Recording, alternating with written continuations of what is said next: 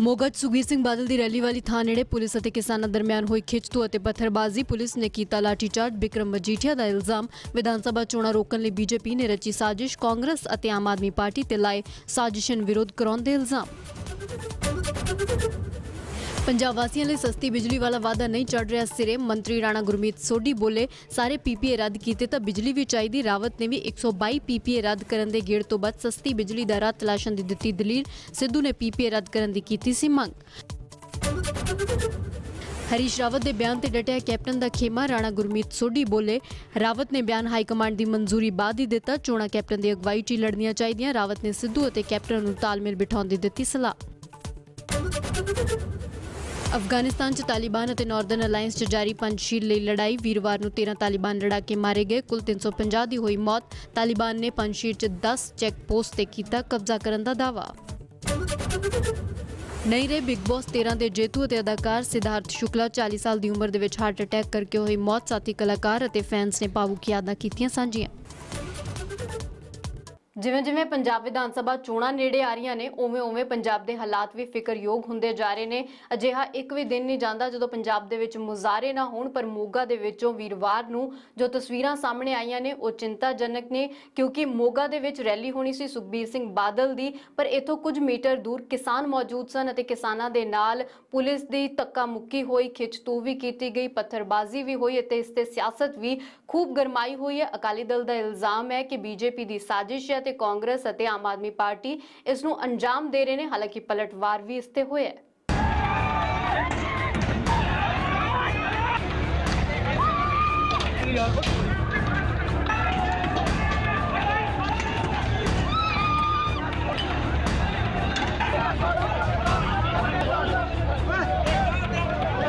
ਇਹ ਪੁਲਿਸ ਪ੍ਰਸ਼ਾਸਨ ਨੇ ਸਾਡੇ ਨਾਲ ਧੱਕੇਸ਼ਾਹੀ ਕੀਤੀ ਕਿ ਸਾਨੂੰ ਘੜੀਸਿਆ, ਸਾਡੇ ਕਮੀਜ਼ ਪਾੜੇ, ਸਾਡੇ ਟਰੈਕਟਰਾਂ ਦੀਆਂ ਚਾਬੀਆਂ ਕੱਢੀਆਂ, ਲੈ ਗਏ ਸਾਡਾ ਟਰੈਕਟਰ। ਇਹ ਵੀ ਉਹਨਾਂ ਨਾਲ ਰਲੇ ਹੋਏ ਆ। ਜੇ ਇੰਨਾ ਹੀ ਚਾਅ ਇਕੱਠ ਕਰਨ ਦਾ ਤਾਂ ਜਾ ਕੇ ਦਿੱਲੀ ਦੇ ਬਾਰਡਰਾਂ ਤੇ ਕਰਨ, ਇੱਥੇ ਇਕੱਠ ਕਰਨ ਦਾ ਕੀ ਫਾਇਦਾ। ਮਗਰ ਖਾਨਾ ਜੰਗੀ ਸਿਆਸਤ ਦੀ ਆੜ 'ਚ ਇਹਨਾਂ ਦੇ ਝੰਡੇ ਵਰਤ ਕੇ ਜਿਹੜਾ ਮਾਹੌਲ ਖਰਾਬ ਕਰਨ ਨੂੰ ਫਿਰਦੇ ਆ ਕਾਂਗਰਸੀ ਤੇ ਆਪ ਲੀਡਰ, ਉਹਨਾਂ ਦੇ ਚਿਹਰੇ ਬੇਨਕਾਬ ਹੋਇਆ। ਜੋ ਤੁਸੀਂ ਬੀਜਿਆ ਉਹੀ ਅੱਜ ਵੱਢ ਰਹੇ ਹੋ। ਗੱਡੀਆਂ ਦੇ ਟੁੱਟੇ ਸ਼ੀਸ਼ੇ, ਸੜਕਾਂ ਤੇ ਖਿਲ ਰਹੀਆਂ ਇੱਟਾਂ ਰੋੜੇ। ਪੁਲਿਸ ਕਿਸਾਨਾਂ ਨੂੰ ਪੱਥਰ ਮਾਰ ਰਹੀ ਹੈ ਤੇ ਕਿਸਾਨ ਪੁਲਿਸ ਤੇ ਇੱਟਾਂ ਵਰਾ ਰਹੇ ਨੇ। ਪੁਲਿਸ ਡਾਂਗਾ ਮਾਰਦੀ ਹੈ, ਲੋਕਾਂ ਨੂੰ ਘੜੀਸ ਕੇ ਲੈ ਜਾਂਦੀ ਹੈ, ਪੱਗਾਂ ਲੱਥ ਰਹੀਆਂ ਨੇ, ਰੌਲਾ ਪੈ ਰਿਹਾ ਹੈ। ਵਿਰੋਧ ਦਾ ਇਹ ਰੂਪ, ਤਣਾਅ ਦੇ ਹਾਲਾਤ ਮੋਗਾ ਦੀ ਦਾਣਾ ਮੰਡੀ ਦੇ ਨੇੜੇ ਦੇ ਨੇ। ਸੁਖਬੀਰ ਸਿੰਘ ਬਾਦਲ ਦੀ ਰੈਲੀ ਸੀ ਤੇ ਇੱਥੋਂ 100 ਮੀਟਰ ਦੀ ਦੂਰੀ ਤੇ ਕਿਸਾਨ ਵਿਰੋਧ ਪ੍ਰਦਰਸ਼ਨ ਕਰ ਰਹੇ ਸਨ। ਇਸ ਤੋਂ ਪਹਿਲਾਂ ਕਿ ਸੁਖਬੀਰ ਸਿੰਘ ਬਾਦਲ ਆਉਂਦੇ, ਕਿਸਾਨੀ ਝੰਡੇ ਲੈ ਕੇ ਇਹ ਲੋਕ ਪਹੁੰਚ ਗਏ। ਪੁਲਿਸ ਨੇ ਰੋਕਣ ਦੀ ਕੋਸ਼ਿਸ਼ ਕੀਤੀ, ਵਾਟਰ ਕੈਨਨ, ਇੱਟਾਂ, ਲਾਠੀਆਂ ਸਭ ਚੱਲਿਆ ਅਤੇ ਇਸ ਦਾ ਅੰਜਾਮ ਕੁਝ ਅਜਿਹਾ ਹੋਇਆ, ਕਿਸਾਨ ਹੋਰ ਭੜਕ ਗਏ।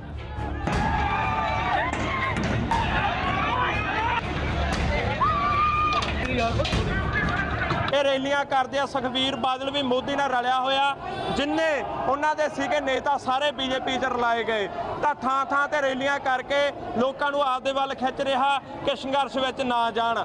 ਤਾਂ ਕਰਕੇ ਕਿ ਇਹ ਰੈਲੀਆਂ ਕਰਕੇ ਆਪਦੇ ਵੱਲ ਨੂੰ ਲੈ ਕੇ ਜਾਂਦੇ ਆ ਕਿ ਦਿੱਲੀ ਮੋਰਚਾ ਫੇਲ ਹੋ ਜੇ। ਜਿੰਨਾ ਚਿਰ ਦਿੱਲੀ ਮੋਰਚਾ ਉਨਾ ਚਿਰ ਵੋਟਾਂ ਨਹੀਂ, ਅਸੀਂ ਇਹ ਕਹਿੰਦੇ ਆ।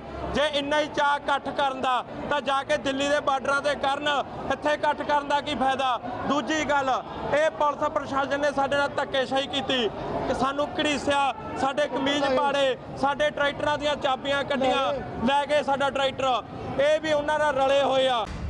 ਜਦੋਂ ਤੋਂ ਸੁਖਬੀਰ ਸਿੰਘ ਬਾਦਲ ਨੇ 100 ਦਿਨ 100 ਹਲਕੇ ਪ੍ਰੋਗਰਾਮ ਸ਼ੁਰੂ ਕੀਤਾ, ਉਦੋਂ ਤੋਂ ਕਿਸਾਨਾਂ ਦਾ ਵਿਰੋਧ ਵੀ ਸ਼ੁਰੂ ਹੋ ਗਿਆ। ਫਿਰੋਜ਼ਪੁਰ ਦੇ ਜੀਰਾ ਜਦੋਂ 18 ਅਗਸਤ ਨੂੰ ਸੁਖਬੀਰ ਸਿੰਘ ਬਾਦਲ ਪਹੁੰਚੇ ਸਨ, ਉਦੋਂ ਵੀ ਵਿਰੋਧ ਹੋਇਆ। 27 ਅਗਸਤ ਬਾਗਾ ਪੁਰਾਣਾ ਦੇ ਵਿੱਚ ਵੀ ਕਿਸਾਨਾਂ ਦੇ ਰੋਹ ਦਾ ਸਾਹਮਣਾ ਕਰਨਾ ਪਿਆ। ਲੁਧਿਆਣਾ ਦੇ ਸਾਨੇਵਾਲ ਦੇ ਵਿੱਚ 1 ਸਤੰਬਰ ਨੂੰ ਵੀ ਵਿਰੋਧ ਹੋਇਆ ਸੀ ਅਤੇ ਗੁਰਦਾਸਪੁਰ ਦੇ ਹਲਕਾ ਸ਼੍ਰੀ ਹਰਗੋਬਿੰਦਪੁਰ ਦੇ ਵਿੱਚ ਬਿਕਰਮ ਸਿੰਘ ਮਜੀਠੀਆ ਜਦੋਂ ਪਹੁੰਚੇ ਤਾਂ ਉਹਨਾਂ ਦਾ ਵੀ ਵਿਰੋਧ ਹੋਇਆ। 2 ਸਤੰਬਰ ਯਾਨੀ ਕਿ ਮੋਗਾ ਦੇ ਵਿੱਚ ਹਾਲਾਤ ਕੁਝ ਅਜਿਹੇ ਸਨ।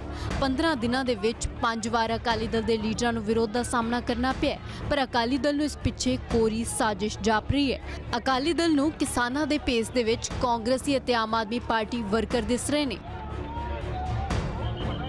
ਰੈਲੀ ਪ੍ਰੋਗਰਾਮ ਖਤਮ ਹੋਣ ਤੋਂ ਬਾਅਦ ਉੱਥੇ ਪੁਲਿਸ ਵਾਲਿਆਂ ਦੇ ਵੀ ਸਿਰ ਪਾਟੇ, 15-20 ਗੱਡੀਆਂ ਤੋੜਤੀਆਂ।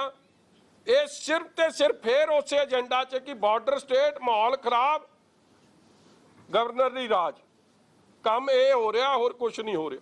ਨਹੀਂ ਤਾਂ ਇਹ ਜੇ ਲੋਕਾਂ ਦੇ ਖਿਲਾਫ ਐਕਸ਼ਨ ਕਰੋ ਜਿਹੜੇ ਕਿਸਾਨੀ ਨੂੰ ਬਦਨਾਮ ਕਰਨ ਦੀ ਕੋਸ਼ਿਸ਼ ਕਰ ਰਹੇ, ਕਿਸਾਨੀ ਸੰਘਰਸ਼ ਨੂੰ ਢਾਹ ਲਾਉਣ ਦੀ ਕੋਸ਼ਿਸ਼ ਕਰ ਰਹੇ ਆ, ਔਰ ਭਾਜਪਾ ਦੇ ਇਸ਼ਾਰੇ ਤੇ ਖੇਲ ਰਹੇ ਆ, ਦਿੱਲੀ ਦੀ ਏਜੰਸੀਆਂ ਦੇ ਇਸ਼ਾਰੇ ਤੇ ਖੇਲ ਰਹੇ ਆ। ਬਹੁਤ ਦੁਖਦਾਈ ਗੱਲ ਹੈ, ਮਾੜੀ ਗੱਲ ਹੈ। ਅਕਾਲੀ ਦਲ ਨੂੰ ਆਮ ਆਦਮੀ ਪਾਰਟੀ ਅਤੇ ਕਾਂਗਰਸ ਦਾ ਵਿਰੋਧ ਨਾ ਹੋਣਾ ਵੀ ਚੁੱਭ ਰਿਹਾ ਹੈ। ਇਸੇ ਲਈ ਸਵਾਲ ਖੜੇ ਕੀਤੇ ਗਏ, ਪਰ ਪਲਟਵਾਰ ਕਰਨ ਲਈ ਵਿਰੋਧੀ ਵੀ ਤਿਆਰ ਬੈਠੇ ਨੇ।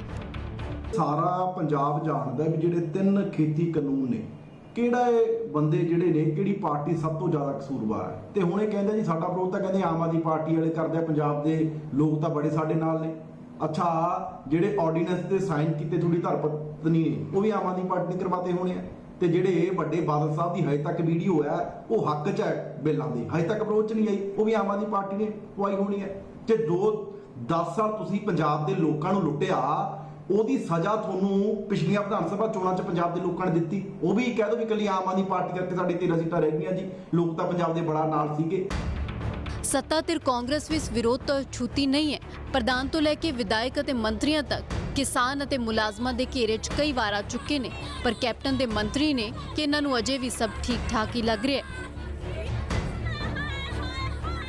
ਕਿਸਾਨਾਂ ਨੇ ਕਾਂਗਰਸ ਦੇ ਅਗੇਂਸਟ ਪ੍ਰੋਟੈਸਟ ਕੀਤਾ, ਬਿਲਕੁਲ ਨਹੀਂ ਕੀਤਾਗਾ। ਕਿਸਾਨਾਂ ਨੂੰ ਅਸੀਂ ਪਹਿਲੇ ਦਿਨ ਤੋਂ, ਸਾਡੀ ਸਰਕਾਰ ਕਾਂਗਰਸ ਪਾਰਟੀ, ਅਸੀਂ ਆਪ ਕਿਸਾਨ ਆ, ਅਸੀਂ ਸਾਰੇ ਉਹਨਾਂ ਦੇ ਨਾਲ ਖੜੇ ਹਾਂ। ਜਿੱਥੇ ਸਾਨੂੰ ਆਵਾਜ਼ ਮਾਰਨਗੇ ਅਸੀਂ ਉਹਨਾਂ ਦੇ ਨਾਲ। ਪ੍ਰੋਟੈਸਟ ਜਿੱਦਾਂ ਹੁਣ ਨਵਜੋਤ ਸਿੰਘ ਸਿੱਧੂ ਸੀਗੇ, ਉਹਨਾਂ ਦੇ ਖਿਲਾਫ ਵੀ ਕਈ ਜਗ੍ਹਾ ਪ੍ਰੋਟੈਸਟ ਕੀਤੇ ਕਿਸਾਨਾਂ ਨੇ। ਰਾਜਾ ਵੜਿੰਗ ਹੋਣਾ ਸੀ। Some other reason, not that ਕਿ ਵੀ ਅਸੀਂ ਉਹਨਾਂ ਨੂੰ ਸਪੋਰਟ ਨਹੀਂ ਕਰ ਰਹੇ। ਪੰਜਾਬ 'ਚ ਅਜਿਹਾ ਕੋਈ ਦਿਨ ਨਹੀਂ ਜਾਂਦਾ ਜਦੋਂ ਵਿਰੋਧ ਪ੍ਰਦਰਸ਼ਨ ਨਾ ਹੋਵੇ। ਪਿੰਡਾਂ ਦੇ ਬਾਹਰ ਸਿਆਸੀ ਲੀਡਰਾਂ ਲਈ ਚੇਤਾਵਨੀਆਂ ਟੰਗੀਆਂ ਹੋਈਆਂ ਨੇ। ਹਾਲਾਂਕਿ ਸੰਯੁਕਤ ਕਿਸਾਨ ਮੋਰਚਾ ਸਪਸ਼ਟ ਕਰ ਚੁੱਕਿਆ ਹੈ ਕਿ ਖੇਤੀ ਕਾਨੂੰਨਾਂ ਦੇ ਮਸਲੇ ਤੇ ਸਿਰਫ ਅਤੇ ਸਿਰਫ ਬੀਜੇਪੀ ਨੂੰ ਘੇਰਨਾ ਹੈ। हमने फैसला किया संयुक्त मोर्चा की तरफ से भी इसका बाइकआउट करो, इसके जहाँ जहाँ सदस्य आते हैं उनको गिराव करो, गिराव करके इनसे बातें पूछो, इनको गांव में ना बढ़ने दो। हम पंजाब में किसी गांव में उनको बढ़ने नहीं देते। आप हरियाणा की हालत भी देख लो, हरियाणा में सरकार होते हुए उनके संसद जो बाहर नहीं निकल सकते, उनके आगू जो बाहर निकल सकते। ये हमारा रोज़ प्रोटेस्ट है हमारा, ये दिल्ली हुकूमत को बताने के लिए है भाई हम आतंकवादी नहीं है, हम खालिस्तानी नहीं है, हम माओवादी नहीं है, हम आंदोलन शांति से लड़ते हैं। हमारी मांग जायज़ है, आपको माननी चाहिए। ये लोकतंत्र है, ये जमहूरियत है। ਹੁਣ ਇਹ ਤਸਵੀਰਾਂ ਨੇ ਹੁਸ਼ਿਆਰਪੁਰ ਦੀਆਂ। ਇੱਥੇ ਵਿਰੋਧ ਹੋਇਆ ਬੀਜੇਪੀ ਲੀਡਰ ਸੋਮ ਪ੍ਰਕਾਸ਼ ਦਾ। ਖੈਰ, ਇਸ ਪ੍ਰਦਰਸ਼ਨ ਦੀ ਕਾਲ ਤਾਂ ਸੰਯੁਕਤ ਕਿਸਾਨ ਮੋਰਚੇ ਨੇ ਦਿੱਤੀ ਹੋਈ ਹੈ, ਪਰ ਕਿਸਾਨਾਂ ਦੇ ਇਸ ਨਵੇਂ ਵਿਰੋਧ ਤੇ ਮੰਤਰੀ ਕੋਲ ਅਜੇ ਵੀ ਜਵਾਬ ਪੁਰਾਣਾ ਹੀ ਹੈ। ਬਿਲਕੁਲ ਤਿਆਰ ਹੈ ਜੀ, ਜਦੋਂ ਅੱਜ ਗੱਲ ਕਰਨ ਆ ਜਾਣ ਤਾਂ ਸਾਨੂੰ ਤਿਆਰ ਹੈ, ਕੋਈ ਸਮੱਸਿਆ ਨਹੀਂ। ਪੰਜਾਬ 'ਚ ਵਿਧਾਨ ਸਭਾ ਚੋਣਾਂ ਸਿਰ ਤੇ ਨੇ। ਕਿਸਾਨ ਅੰਦੋਲਨ ਕਰਕੇ ਪਿੰਡਾਂ ਦਾ ਮਾਹੌਲ ਬਦਲਿਆ ਹੋਇਆ ਹੈ। ਮਹਿੰਗੀ ਬਿਜਲੀ ਹੋਵੇ, ਮੁਲਾਜ਼ਮਾਂ ਦੇ ਮਸਲੇ ਹੋਣ, ਕਈ ਮੁੱਦੇ ਨੇ ਜਿਨ੍ਹਾਂ ਤੇ ਲਗਭਗ ਸਾਰੀਆਂ ਸਿਆਸੀ ਧਿਰਾਂ ਦੇ ਨਾਲ ਲੋਕ ਨਾਖੁਸ਼ ਨੇ। ਹਾਲਾਂਕਿ ਕਿਸਾਨਾਂ ਨੂੰ ਤਾਂ ਮੋਰਚੇ ਨੇ ਸਿਆਸਤ ਤੋਂ ਪਰਹੇਜ਼ ਅਤੇ ਬੀਜੇਪੀ ਦੇ ਇਲਾਵਾ ਹੋਰਨਾਂ ਦਾ ਵਿਰੋਧ ਨਾ ਕਰਨ ਦੀ ਨਸੀਹਤ ਦਿੱਤੀ ਹੈ, ਪਰ ਲੋਕ ਹਰ ਸਿਆਸੀ ਧਿਰ ਤੋਂ ਸਵਾਲ ਪੁੱਛਣ ਦਾ ਤਰਕ ਦਿੰਦੇ ਨੇ ਅਤੇ ਉਸ ਤੋਂ ਬਾਅਦ ਕਈ ਥਾਵਾਂ ਤੇ ਹਾਲਾਤ ਅਜਿਹੇ ਹੋ ਜਾਂਦੇ ਨੇ। ਇੱਥੇ ਰੁਕਦੇ ਇੱਕ ਛੋਟੇ ਜਿਹੇ ਬ੍ਰੇਕ ਦੇ ਲਈ। ਬ੍ਰੇਕ ਦੇ ਉਸ ਪਾਰ ਰੁਕ ਕਰਾਂਗੇ ਕੁਝ ਹੋਰ ਖਬਰਾਂ ਦਾ।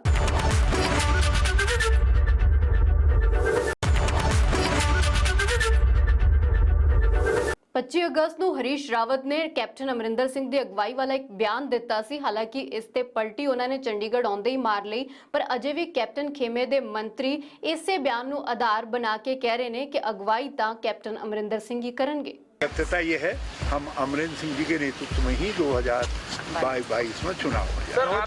ਹਾਈ ਕਮਾਂਡ ਵੱਲੋਂ ਉਹਨਾਂ ਦੀ ਅਪਰੂਵਲ ਨਾਲ ਕਹੀ ਗਈ ਹੈ ਕਿ ਅਗਲਾ ਜਿਹੜਾ ਇਲੈਕਸ਼ਨ ਹੈਗਾ ਉਹ ਕੈਪਟਨ ਅਮਰਿੰਦਰ ਸਿੰਘ ਜੀ ਦੀ ਲੀਡਰਸ਼ਿਪ ਥੱਲੇ ਲੜਿਆ ਜਾਏਗਾ। कुछ काम ऐसे हुए हैं जो जिनके लिए जितनी प्रशंसा की जाए कम है। महंगाई और दूसरे इशू पर, डेप्थ के इशू पर बहुत सीनियर इस रैंक के ऑफिसर्स के ऊपर कहीं भी कार्रवाई नहीं हुई है जो पंजाब के अंदर हुई है, जो पंजाब की। It shows the administrative capability of the government. दोनों को मालूम है उनकी नियति एक फ्रेम में आकर के एक साथ मिल करके काम करना है। विधानसभा का सेशन उसी में दोनों का हित है। ਹਰੀਸ਼ ਰਾਵਤ ਨੇ ਭਾਵੇਂ 25 ਅਗਸਤ ਵਾਲੇ ਆਪਣੇ ਬਿਆਨ ਤੇ ਯੂ ਟਰਨ ਲੈ ਲਿਆ, ਪਰ ਕੈਪਟਨ ਦੇ ਖੇਮੇ ਦੇ ਮੰਤਰੀ ਉਸੇ ਬਿਆਨ ਤੇ ਕਾਇਮ ਨੇ। ਦੇਹਰਾਦੂਨ 'ਚ ਹਰੀਸ਼ ਰਾਵਤ ਨੇ 2022 'ਚ ਕੈਪਟਨ ਦੀ ਅਗਵਾਈ ਵਾਲਾ ਬਿਆਨ ਦਿੱਤਾ ਸੀ, ਜਿਸ ਤੇ ਪਲਟੀ ਉਹਨਾਂ ਨੇ ਚੰਡੀਗੜ੍ਹ ਆਉਂਦੇ ਹੀ ਮਾਰ ਲਈ। ਪਰ ਕੈਪਟਨ ਦੇ ਪਾਲੇ ਦੇ ਵਿਧਾਇਕ ਉਸੇ ਬਿਆਨ ਨੂੰ ਆਧਾਰ ਬਣਾ ਕੇ 2022 ਲਈ ਵੀ ਕੈਪਟਨ ਨੂੰ ਹੀ ਕਾਂਗਰਸ ਦਾ ਚਿਹਰਾ ਕਹਿ ਰਹੇ ਨੇ। ਉਹਨਾਂ ਨੇ ਜਿਹੜੀ ਗੱਲ ਕਹੀ ਹੈ ਉਹ ਹਾਈ ਕਮਾਂਡ ਵੱਲੋਂ ਉਹਨਾਂ ਦੀ ਅਪਰੂਵਲ ਨਾਲ ਕਹੀ ਗਈ ਹੈ ਕਿ ਅਗਲਾ ਜਿਹੜਾ ਇਲੈਕਸ਼ਨ ਹੈਗਾ ਉਹ ਕੈਪਟਨ ਅਮਰਿੰਦਰ ਸਿੰਘ ਜੀ ਦੀ ਲੀਡਰਸ਼ਿਪ ਥੱਲੇ ਲੜਿਆ ਜਾਏਗਾ, ਔਰ ਕਿਉਂ ਨਹੀਂ, ਲੜਨਾ ਵੀ ਚਾਹੀਦਾ। ਐਤਰਾਜ਼ ਤੋਂ ਬਾਅਦ ਹਰੀਸ਼ ਰਾਵਤ ਨੇ ਬੇਸ਼ੱਕ ਆਪਣੇ ਬਿਆਨ ਦਾ ਰੂਪ ਬਦਲ ਲਿਆ, ਪਰ ਕੈਪਟਨ ਦੀ ਅਗਵਾਈ ਵਾਲੀ ਸਰਕਾਰ, ਜਿਸ ਤੇ ਮੰਤਰੀ ਸਵਾਲ ਖੜੇ ਕਰ ਰਹੇ ਨੇ, ਪਰ ਉਸੇ ਸਰਕਾਰ ਦੀ ਤਾਰੀਫ ਇੰਚਾਰਜ ਕਰਨਾ ਚਾਹੁੰਦੇ ਨੇ। कुछ काम ऐसे हुए हैं जिनके लिए जितनी प्रशंसा की जाए कम है, मगर हम उसकी प्रशंसा कर नहीं पाए। जैसे मरगाड़ी और दूसरे इशू पर, डेप्थ के इशू पर बहुत सीनियर इस रैंक के ऑफिसर्स के ऊपर कहीं भी कार्रवाई नहीं हुई है जो पंजाब के अंदर हुई है, जो पंजाब के अंदर। ये shows the administrative capability of the government, number 1। Number 2, CBI को दे दिया था केंद्र सरकार ने। सीबीआई के जबड़े से अभी तक कोई राज्य सरकार अपने केस को वापस नहीं ला पाई है। It was Amarinder Singh government जो उसको वापस लाई, और आज उसी के आधार पर हमको उम्मीद है कि हम बरगाड़ी वाले में या डेप्थ वाले में कुछ कर पाएंगे। ਮੁੱਦਿਆਂ ਤੇ ਨਵਜੋਤ ਸਿੰਘ ਸਿੱਧੂ ਅਤੇ ਕੈਪਟਨ ਦੀ ਖਹਿਬਾਜ਼ੀ ਮੁੱਕ ਨਹੀਂ ਰਹੀ। ਫਿਰ ਭਾਵੇਂ ਹਾਈ ਕਮਾਂਡ ਨੇ ਪਹਿਲਾਂ ਵੀ ਕਈ ਦਫਾ ਸੁਨੇਹਾ ਭੇਜਿਆ ਕਿ ਸਰਕਾਰ ਤੇ ਸੰਗਠਨ ਤਾਲਮੇਲ ਬਣਾਉਣ, ਪਰ ਹੁਣ ਦੋਵਾਂ ਲਈ ਇੱਕ ਵਾਰ ਮੁੜ ਤੋਂ ਹਦਾਇਤ ਆਈ ਹੈ कुछ इस तरीके ਦੇ ਨਾਲ। दोनों को मालूम है उनकी नियति एक फ्रेम में आकर के एक साथ मिल करके काम करना है। विधानसभा का सेशन उसी में दोनों का हित है। अदरवाइज एक के सामने जीवन की एक बड़ी भारी चुनौती होगी और दूसरे के सामने पूरा भविष्य पड़ा हुआ है। तो दोनों को ये देखना पड़ेगा कि ऐसा नहीं करने से दोनों को नुकसान होगा। सबसे ज्यादा नुकसान यदि किसी को होगा तो वो उन्हीं लोगों को होगा जो सबसे इस समय पावरफुल प्लेसेस में हैं। इसलिए उनको देखना चाहिए और उनको जो प्रयास मैं कर सकता हूँ मेरा उपयोग करना। ਕੈਪਟਨ ਸਿੱਧੂ ਦੀ ਖਿੱਚੋਤਾਣ ਤਾਂ ਕਾਂਗਰਸ ਸਾਹਮਣੇ ਚੁਣੌਤੀ ਸੀ ਹੀ, ਪਰ 25 ਅਗਸਤ ਨੂੰ ਦੇਹਰਾਦੂਨ 'ਚ ਬਾਗੀ ਸੁਰ ਅਲਾਪ ਕੇ ਮੰਤਰੀਆਂ ਕਰਕੇ ਕਲੇਸ਼ ਮੁੜ ਤੋਂ ਪੱਖਿਆ ਹੋਇਆ। ਰਾਵਤ ਚੰਡੀਗੜ੍ਹ ਆਏ, ਪਰ ਖੁੱਲ੍ਹੇਆਮ ਇਹਨਾਂ ਮੰਤਰੀਆਂ ਨੇ ਇੰਚਾਰਜ ਨਾਲ ਕੋਈ ਰਾਬਤਾ ਨਾ ਕੀਤਾ। ਇਸ ਲਈ ਸਵਾਲ ਵੀ ਉੱਠੇ, ਪਰ ਰਾਵਤ ਖੁਸ਼ ਨੇ ਕਿ ਚੰਗਾ ਹੋਇਆ ਮੰਤਰੀ ਮਿਲਣ नहीं आए। आते उनका स्वागत था, लेकिन वो नहीं आए, उसके लिए मैं उनको हृदय से धन्यवाद देता हूँ। नहीं तो आप मेरी पूरी विजिट को जो है उन्होंने क्या कहा उसके साथ जोड़ देते। उन्होंने एक कदम उठा करके बड़ी बुद्धिमानी का काम किया, और वो सब ट्रेडिशनल कांग्रेसमैन हैं, ट्रेडिशनल कांग्रेस फैमिलीज के लोग हैं। इसलिए उन्होंने दूर रह करके आप लोगों को न्यूज़ बनाने का मौका नहीं दिया। इसके लिए मैं उनको हृदय से धन्यवाद। ਕੈਪਟਨ ਤੋਂ ਨਾਰਾਜ਼ ਮੰਤਰੀਆਂ ਨਾਲ ਮਿਲਣ ਤੋਂ ਪਹਿਲਾਂ ਹੀ ਹਰੀਸ਼ ਰਾਵਤ ਨੇ 25 ਅਗਸਤ ਨੂੰ 2022 ਵਿਧਾਨ ਸਭਾ ਚੋਣਾਂ ਲਈ ਕੈਪਟਨ ਦੀ ਅਗਵਾਈ ਵਾਲਾ ਬਿਆਨ ਦੇ ਦਿੱਤਾ ਸੀ, ਜਿਸ ਤੋਂ ਬਾਅਦ ਬੈਕਫੁੱਟ ਤੇ ਗਏ ਕੈਪਟਨ ਖੇਮੇ ਨੇ ਸਰਗਰਮੀਆਂ ਵਧਾਈਆਂ। ਕੈਪਟਨ ਨੇ ਡਿਨਰ ਡਿਪਲੋਮੈਸੀ ਕੀਤੀ, ਪਰ ਇੰਚਾਰਜ ਦੇ ਬਿਆਨ ਤੇ ਸਵਾਲ ਪ੍ਰਗਟ ਸਿੰਘ ਨੇ ਕੀਤਾ ਸੀ ਅਤੇ ਜਵਾਬ ਵਜੋਂ ਰਾਵਤ ਨੇ ਪਲਟੀ ਮਾਰ ਲਈ ਸੀ। ਪਰ ਕੈਪਟਨ ਹਮਾਇਤੀਆਂ ਲਈ ਉਹੀ ਬਿਆਨ ਕਾਫੀ ਹੈ, ਜਿਸ ਦੇ ਆਧਾਰ ਤੇ ਹੁਣ ਉਹ ਦਾਅਵੇ ਠੋਕ ਰਹੇ ਨੇ। ਇੱਥੇ ਰੁਕਦੇ ਇੱਕ ਛੋਟੇ ਜਿਹੇ ਬ੍ਰੇਕ ਦੇ ਲਈ। ਬ੍ਰੇਕ ਦੇ ਉਸ ਪਾਰ ਰੁਕ ਕਰਾਂਗੇ ਕੁਝ ਹੋਰ ਖਬਰਾਂ ਦਾ।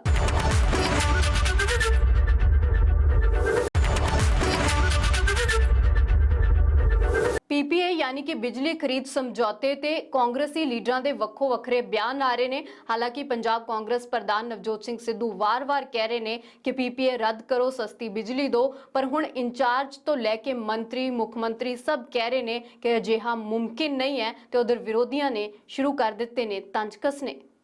ਮੈਂ ਮੰਗ ਕਰਦਾ ਕਿ ਗੁਰੂ ਸਾਹਿਬ ਦੀ ਯਾਦ ਦੇ ਵਿੱਚ 5-7 ਦਿਨਾਂ ਦਾ ਸੈਸ਼ਨ ਹੋਵੇ। ਜੇ ਇਹਨੂੰ ਰੱਦ ਕਰਨੇ ਆ ਕਰ ਲੋ, ਸਾਨੂੰ ਕੋਈ ਪ੍ਰੋਬਲਮ ਨਹੀਂ ਹੈ, ਪਰ ਬਿਜਲੀ ਦਾ ਇੰਤਜ਼ਾਮ ਕਰੋ।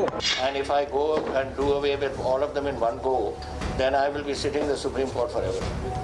This is and where do I get power from? इसको कैंसिल करना, एकदम लॉक स्टॉक बैरल कैंसिल करना बड़ा कठिन काम है। उससे सारा सिस्टम गड़बड़ा जाएगा। ਇੱਕਦਮ ਸਾਰੇ ਕੈਂਸਲ ਕਰਨ ਦੇ ਨਾਲ ਬਿਜਲੀ ਵੀ ਤਾਂ ਚਾਹੀਦੀ ਹੈ ਨਾ, ਸੋ ਉਹਦੀਆਂ ਟੈਕਨੀਕੈਲਿਟੀ ਸਾਰੀਆਂ ਦੇਖ ਕੇ ਫਿਰ ਗੱਲ ਕਰਾਂਗੇ। ਸਪਸ਼ਟ ਹੈ ਕਿ ਪੰਜਾਬੀਆਂ ਲਈ ਸਸਤੀ ਬਿਜਲੀ ਵਾਲਾ ਸੌਦਾ ਛੇਤੀ ਸਿਰੇ ਨਹੀਂ ਚੜਨ ਵਾਲਾ। ਪੰਜਾਬ ਕਾਂਗਰਸ ਦੇ ਇੰਚਾਰਜ ਮੰਤਰੀ ਅਤੇ ਮੁੱਖ ਮੰਤਰੀ ਦੇ ਬਿਆਨ ਪੰਜਾਬ ਕਾਂਗਰਸ ਪ੍ਰਧਾਨ ਨਵਜੋਤ ਸਿੰਘ ਸਿੱਧੂ ਦੀ ਸਸਤੀ ਬਿਜਲੀ ਵਾਲੀ ਪਹਿਲ ਲਈ ਝਟਕਾ ਨੇ। ਪ੍ਰਧਾਨ ਦੀ ਮੰਗ ਨਾਲ ਕੋਈ ਸਹਿਮਤ ਨਹੀਂ ਹੈ। ਵੈਸੇ ਇਸੇ ਕਾਂਗਰਸ ਨੇ 2017 ਦੇ ਵਿੱਚ ਪੀਪੀਏ ਰੱਦ ਕਰਨ ਦਾ ਵਾਅਦਾ ਕੀਤਾ ਸੀ, ਫਿਰ ਦਾਅਵੇ ਹੋਏ ਅਤੇ ਹੁਣ ਫਿਕਰ ਪੈ ਗਈ ਹੈ ਕਿ ਜੇ ਰੱਦ ਹੋਏ ਤਾਂ ਫਿਰ ਬਿਜਲੀ ਕਿੱਥੋਂ ਆਏਗੀ। ਪੰਜਾਬੀਆਂ ਨੂੰ ਜੋ ਸਬਜ਼ ਬਾਗ ਦਿਖਾਏ ਸਨ ਹੁਣ ਮਹਿੰਗੀ ਬਿਜਲੀ ਵਾਲੀ ਬੱਤੀ ਦੀ ਤਰ੍ਹਾਂ ਬੁਝਣ ਲੱਗੇ ਨੇ। Experts are sitting on that ਕਿ ਉਹਨਾਂ ਦਾ ਕੀ ਹੋ ਸਕਦਾ ਹੈ, ਉਹਨਾਂ ਨੂੰ ਰੀਵਿਜ਼ਿਟ ਕੀਤਾ ਜਾਏਗਾ, ਨੈਗੋਸ਼ੀਏਸ਼ਨ ਕੀਤੀ ਜਾਏਗੀ, ਕਿਉਂਕਿ ਇੱਕਦਮ ਸਾਰੇ ਕੈਂਸਲ ਕਰਨ ਦੇ ਨਾਲ ਬਿਜਲੀ ਵੀ ਤਾਂ ਚਾਹੀਦੀ ਹੈ ਨਾ। ਸੋ ਉਹਦੀਆਂ ਟੈਕਨੀਕਲਿਟੀ ਸਾਰੀਆਂ ਦੇਖ ਕੇ ਫਿਰ ਗੱਲ ਕਰਨਗੇ। ਮੁੱਖ ਮੰਤਰੀ ਨਾਲ 3 ਘੰਟੇ ਦੇ ਮੰਥਨ ਬਾਅਦ ਪੰਜਾਬ ਕਾਂਗਰਸ ਇੰਚਾਰਜ ਨੇ ਵੀ ਕਬੂਲਿਆ ਕਿ ਰੱਦ ਕਰਨੇ ਤਾਂ ਔਖੇ ਨੇ ਪਰ ਸਸਤੀ ਬਿਜਲੀ ਮਿਲਣ ਲਈ ਰਾਹ ਕੱਢਾਂਗੇ। ਪਰ ਸਵਾਲ ਇਹ ਹੈ ਕਿ ਜੇ ਪੀਪੀਏ ਰੱਦ ਹੀ ਨਹੀਂ ਹੋਣਗੇ ਫਿਰ ਮਹਿੰਗੇ ਭਾਅ ਦੀ ਬਿਜਲੀ ਖਰੀਦ ਕੇ ਸਸਤੀ ਕਿਵੇਂ ਵੇਚੀ ਜਾਏਗੀ। पावर परचेज एग्रीमेंट्स के विषय में भी हम लोग हर वो संभव तरीका निकालेंगे कि जिससे कंज्यूमर को या पंजाब के लोगों को कम दाम पर, अपेक्षाकृत कम दाम पर, क्योंकि अकाली दल का एक बहुत ही कुकृत्य था कि उन्होंने पंजाब के लोगों के ऊपर एक ऐसा पावर परचेजिंग एग्रीमेंट थोपा जिसको कैंसिल करना, एकदम लॉक स्टॉक बैरल कैंसिल करना बड़ा कठिन काम है। उससे सारा सिस्टम गड़बड़ा जाएगा, उससे पावर सप्लाई डिसरप्ट होने की संभावनाएं पैदा हो जाएंगी। ਨਵਜੋਤ ਸਿੰਘ ਸਿੱਧੂ ਪ੍ਰਧਾਨ ਬਣਨ ਤੋਂ ਪਹਿਲਾਂ ਹੀ ਮੰਗ ਕਰ ਰਹੇ ਸਨ ਕਿ ਬਿਜਲੀ ਖਰੀਦ ਸਮਝੌਤੇ ਰੱਦ ਕਰੋ। ਪ੍ਰਧਾਨ ਬਣਨ ਦੇ ਬਾਅਦ ਵੀ ਵਾਰ-ਵਾਰ ਦੁਹਰਾਇਆ ਕਿ ਰੱਦ ਕਰੋ, ਸਸਤੀ ਬਿਜਲੀ ਮਿਲੇਗੀ। ਪਰ ਮੁੱਖ ਮੰਤਰੀ ਪ੍ਰਧਾਨ ਦੀ ਇਹ ਮੰਗ ਪੂਰੀ ਨਹੀਂ ਕਰ ਸਕਦੇ। ਇੱਕ ਟਰਮੀਨੇਸ਼ਨ ਦਾ ਕਾਨੂੰਨ ਲਿਆਂਦਾ ਜਾਵੇ, ਪੰਜਾਬ ਟਰਮੀਨੇਸ਼ਨ ਆਫ ਪੀਪੀਏਸ ਐਕਟ, ਜਿਹਦੇ ਨਾਲ ਇਹ ਫਾਲਟੀ ਪੀਪੀਏਸ ਸਿਰੇ ਤੋਂ ਰੱਦ ਕੀਤੇ ਜਾਣ ਔਰ ਪੰਜਾਬ ਦੇ ਲੋਕਾਂ ਨੂੰ ਜਸਟ ਔਰ ਫੇਅਰ ਪ੍ਰਾਈਸਿਸ ਦੇ ਉੱਤੇ ਬਿਜਲੀ ਮਿਲੇ ਔਰ ਇਹ ਤੈਅ ਹੋਵੇ ਕਿ ਜਿਹੜੀ ਪੀਐਸਪੀਸੀਐਲ ਹੈ ਉਹ ਐਗਜ਼ੋਰਬਿਟੈਂਟ ਪ੍ਰਾਈਸਿਸ ਦੇ ਉੱਤੇ ਬਿਜਲੀ ਨਾ ਖਰੀਦੇ ਔਰ ਲੋਕ ਹਿੱਤ ਦੇ ਵਿੱਚ ਪੰਜਾਬ ਦੇ ਹਰ ਬਾਸ਼ਿੰਦੇ ਨੂੰ ਸਸਤੀ ਬਿਜਲੀ ਮੁਹੱਈਆ ਕਰਾਈ ਜਾ ਸਕੇ। Do you know how many power purchase agreements there are? 122. And if I go and do away with all of them in one go, then I will be sitting in the Supreme Court forever. And where do I get power from? Punjab only has the capacity to buy power from the central pool for 7,000 megawatts. मेरी requirement है 14,000. My Bhakra dam is down by 25 feet since last year this time. Teen dam is same, Pong dam is same, all right. So there's a big major crisis looming. So we have to go in I am reducing some where the power purchase agreement is very high. Like take for instance that Damodar Valley Corporation is giving me power at 12.5 rupees. Whereas some other units here are giving it at 3 rupees. How can I buy 12.5? ਮੁੱਖ ਮੰਤਰੀ ਅਤੇ ਮੰਤਰੀ ਹੁਣ ਜੋ ਦਲੀਲ ਦੇ ਰਹੇ ਨੇ ਕਿ ਰੱਦ ਕਰਨ ਕਰਕੇ ਬਿਜਲੀ ਸੰਕਟ ਪੈਦਾ ਹੋ ਸਕਦਾ ਹੈ। ਪੀਪੀਏ ਰੱਦ ਕਰਨ ਦੀ ਚੁਣੌਤੀ ਦਿੰਦੇ ਹੋਏ ਅਕਾਲੀ ਦਲ ਨੇ ਵੀ ਇਹੀ ਤਰਕ ਦਿੱਤਾ ਸੀ ਅਤੇ ਨਾਲ ਹੀ ਕਾਂਗਰਸ ਦੇ ਵਾਅਦੇ ਤੇ ਤੰਜ ਵੀ ਕੱਸਿਆ ਸੀ। ਜੇ ਉਹ ਸੋਚਦੇ ਹੈ ਸਮਝੌਤੇ ਗਲਤ ਹੈ ਫਿਰ 4.5 ਸਾਲ ਕਿਉਂ ਨਹੀਂ ਰੱਦ ਕੀਤੇ? ਸਾਨੂੰ ਕੋਈ ਪ੍ਰੋਬਲਮ ਨਹੀਂ ਹੈ, ਪਰ ਮੈਂ ਬੇਨਤੀ ਇੱਕ ਗੱਲ ਕਰਨਾ ਚਾਹਣਾ ਹੈ, ਇੰਤਜ਼ਾਮ ਲੋਕਾਂ ਨੂੰ ਬਿਜਲੀ ਚਾਹੀਦੀ ਹੈ। 2 ਰੁਪਏ 86 ਪੈਸੇ ਦੇ ਅਸੀਂ ਸਮਝੌਤੇ ਕੀਤੇ। ਮੈਨੂੰ ਅੱਜ ਤੱਕ ਕੋਈ ਵੀ ਸਮਝੌਤਾ ਲਿਆ ਦਿਓ ਜਿਹੜਾ 4 ਰੁਪਏ 86 ਪੈਸੇ ਤੋਂ ਘੱਟ ਹੋਏ।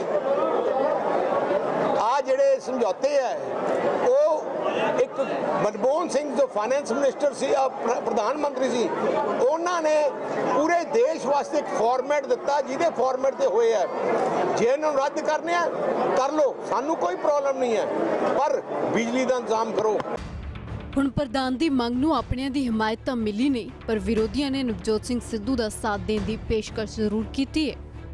ਮੈਂ ਤਾਂ ਅੱਜ ਵੀ ਅਪੀਲ ਕਰਦਾ ਠੋਕੋ ਤਾਲੀ ਔਰ ਉਹਦੇ ਗਰੁੱਪ ਨੂੰ, ਤੁਸੀਂ ਕਹਿੰਦੇ ਹੋ ਸਾਰੀ ਪਾਰਟੀ ਤੁਹਾਡੇ ਨਾਲ ਖੜੀ ਹੈ ਤੇ ਲਿਆਓ ਮਤਾ, ਅਸੀਂ ਸਾਰੇ ਸਪੋਰਟ ਕਰਾਂਗੇ। ਮਗਰ ਐਵੇਂ ਅੱਖਾਂ 'ਚ ਘਟਾ ਪਾਓਗੇ ਤੇ ਚਿਹਰੇ ਨੰਗੇ ਹੋਣਗੇ।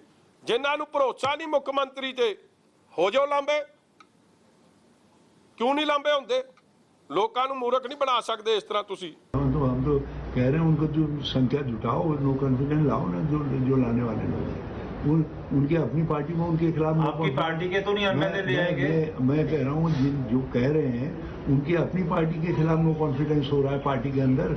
पहले अपनी पार्टी का नो कॉन्फिडेंस, आपकी पार्टी के तो नहीं ले आएंगे? अब मेरी पार्टी की बात करें, उनकी पार्टी के नेता जो है उनको चैलेंज कर रहे हैं, उनके नेतृत्व को, उनके निर्णय को। ਵੈਸੇ ਜਿਨ੍ਹਾਂ ਬਿਜਲੀ ਖਰੀਦ ਸਮਝੌਤਿਆਂ ਤੇ 5 ਸਾਲ ਤੋਂ ਰੌਲਾ ਪੈ ਰਿਹਾ ਹੈ, ਉਹ ਸ਼੍ਰੋਮਣੀ ਅਕਾਲੀ ਦਲ ਅਤੇ ਬੀਜੇਪੀ ਸਰਕਾਰ ਦੇ ਦੌਰਾਨ ਕੀਤੇ ਗਏ ਸਨ। PSPCL ਨੇ 2007 ਤੋਂ ਬਾਅਦ ਥਰਮਲ ਅਤੇ ਹਾਈਡਰੋ ਦੇ ਨਾਲ 12 ਸਮਝੌਤੇ ਕੀਤੇ, ਸੋਲਰ ਅਤੇ ਬਾਇਓਮਾਸ ਨਾਲ 122 ਸਮਝੌਤੇ ਕੀਤੇ ਗਏ। 13,800 ਮੈਗਾਵਾਟ ਬਿਜਲੀ ਪੈਦਾਵਾਰ ਯਕੀਨੀ ਬਣਾਉਣਾ ਸੀ ਮਕਸਦ। 3 ਪਾਵਰ ਪਲਾਂਟ ਦੇ ਨਾਲ ਇਹ PPA ਕੀਤੇ ਗਏ ਸਨ। ਰਾਜਪੁਰਾ, ਤਲਵੰਡੀ ਸਾਬੋ ਤੇ ਗੋਇੰਦਵਾਲ ਪਾਵਰ ਪਲਾਂਟ ਦੇ ਨਾਲ ਸਮਝੌਤਾ ਹੋਇਆ ਸੀ ਤੇ ਸਮਝੌਤੇ ਦੇ ਮੁਤਾਬਿਕ ਸਰਕਾਰ ਦੇ ਵੱਲੋਂ ਪਾਵਰ ਪਲਾਂਟ ਨੂੰ ਫਿਕਸਡ ਚਾਰਜ ਦੇਣਾ ਲਾਜ਼ਮੀ ਹੈ। ਅਕਾਲੀ ਦਲ ਦਾ ਦਾਅਵਾ ਹੈ ਕਿ 2.86% ਪ੍ਰਤੀ ਯੂਨਿਟ ਦੇ ਹਿਸਾਬ ਦੇ ਨਾਲ ਸਮਝੌਤੇ ਹੋਏ ਸਨ। ਪਰ ਵਿਰੋਧੀ ਧਿਰਾਂ ਲਗਾਤਾਰ ਸਵਾਲ ਖੜੇ ਕਰ ਰਹੀਆਂ ਸਨ ਕਿ ਅਕਾਲੀ ਦਲ ਦੇ ਵੱਲੋਂ ਸਹੀਬੱਧ ਕੀਤੇ ਗਏ ਸਮਝੌਤੇ, ਜਿਨ੍ਹਾਂ ਦੇ ਵਿੱਚ ਫਿਕਸ ਚਾਰਜ ਅਤੇ ਵੱਧ ਕੀਮਤ ਕਰਕੇ ਹੀ ਪੰਜਾਬੀਆਂ ਨੂੰ ਮਹਿੰਗੀ ਬਿਜਲੀ ਮਿਲਦੀ ਹੈ। ਵੈਸੇ ਵੀ ਪੰਜਾਬ ਪੂਲ ਦੇ ਵਿੱਚੋਂ 4.54 ਰੁਪਏ ਪ੍ਰਤੀ ਯੂਨਿਟ ਬਿਜਲੀ ਖਰੀਦਦਾ ਹੈ। ਐਵਰੇਜ ਪ੍ਰਤੀ ਯੂਨਿਟ ਬਿਜਲੀ ਦੀ ਕੀਮਤ 6.41 ਰੁਪਏ ਪੈਂਦੀ ਹੈ ਤੇ 300 ਯੂਨਿਟ ਤੋਂ ਵੱਧ ਖਪਤ ਤੇ 7.30 ਪੈਸੇ ਪ੍ਰਤੀ ਯੂਨਿਟ ਅਤੇ 20% ਟੈਕਸ ਲੱਗਦਾ ਹੈ। ਬੇਸ਼ੱਕ ਹੁਣ ਮੁੱਖ ਮੰਤਰੀ, ਮੰਤਰੀ, ਇੰਚਾਰਜ ਸਭ ਪ੍ਰਧਾਨ ਦੀ ਮੰਗ ਤੋਂ ਉਲਟ ਦਲੀਲ ਦੇ ਰਹੇ ਨੇ ਕਿ 122 ਸਮਝੌਤੇ ਇੱਕਦਮ ਰੱਦ ਕਰਨੇ ਸੌਖੇ ਨਹੀਂ ਨੇ। ਪਰ ਸਵਾਲ ਤਾਂ ਇਹ ਵੀ ਹੈ ਕਿ 4.5 ਸਾਲ ਤੋਂ ਇਸ ਮਸਲੇ ਤੇ ਸਰਕਾਰ ਨੇ ਅੱਖਾਂ ਕਿਉਂ ਮੀਚੀ ਰੱਖੀਆਂ? ਅਖੀਰ ਤੇ ਆ ਕੇ ਸਾਰੀਆਂ ਕਮੀਆਂ ਪੇਸ਼ੀਆਂ ਕਿਉਂ ਯਾਦ ਆ ਰਹੀਆਂ ਨੇ? ਫਰੰਟਫੁੱਟ ਦੇ ਵਿੱਚ ਅੱਜ ਦੇ ਲਈ ਇੰਨਾ ਹੀ। ਮੈਨੂੰ ਦਿਓ ਇਜਾਜ਼ਤ। ਪਰ ਲੀਡ ਸਟੋਰੀ ਦੇ ਵਿੱਚ ਤਫਸੀਲ ਦੇ ਨਾਲ ਦੇਖਣਾ ਨਾ ਭੁੱਲਣਾ ਕਿ ਪੰਜਾਬ ਵਿਧਾਨ ਸਭਾ ਚੋਣਾਂ ਤੋਂ ਪਹਿਲਾਂ ਪੰਜਾਬ ਦੇ ਵਿੱਚ ਕਿਉਂ ਵੱਧ ਗਏ ਨੇ ਵਿਰੋਧ ਪ੍ਰਦਰਸ਼ਨ ਅਤੇ ਮੁਜ਼ਾਹਰੇ ਅਤੇ ਇਹਨਾਂ ਦੇ ਕੀ ਕੱਢੇ ਜਾ ਰਹੇ ਨੇ ਸਿਆਸੀ ਮਾਇਨੇ।